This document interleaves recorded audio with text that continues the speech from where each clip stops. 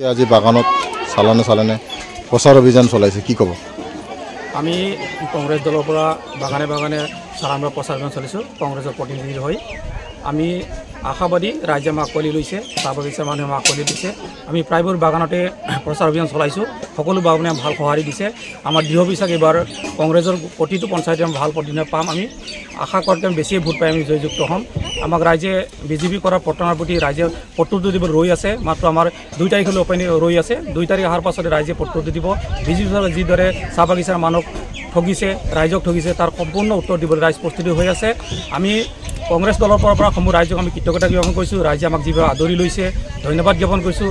বিশেষকৈ বাগিচাৰ মানুহে আমাক সুকীয়াকৈ আদৰি লৈছে। তেওঁলোকে আমাক কৈছে যে গত বছৰে যিবোৰ আমাক প্ৰতাৰণা কৰিলে হাজিৰাৰ ক্ষেত্ৰত বা অন্যান্য ক্ষেত্ৰত বাগানৰ মানুহ মাত্ৰ ভোট বেংক হিচাপে ব্যৱহাৰ কৰি আহিল। আজি আমাক যিটো সুবিধা দিম বুলি আশ্বাস দিছিল এই সুবিধা বঞ্চিত হৈ আছোঁ। এই সম্পূৰ্ণ কথাবোৰ কৈ আমাক তেওঁলোকে আশ্বাস দিছে। আমি প্ৰতিবোৰ বাগানত গৈছোঁ, বাগানৰ লাইনতো গৈছোঁ, চাহ বাগিচাৰ চালানত গৈছোঁ, বাগানৰ বিশিষ্ট ব্যক্তিক আমি লগ ধৰিছোঁ আৰু আমাৰ প্ৰতি আশীৰ্বাদ কৰিছে তেওঁলোকে। সম্পূৰ্ণ দৃঢ় বিশ্বাস আমি এইবাৰ নিশ্চয় জয়ী হ'ম।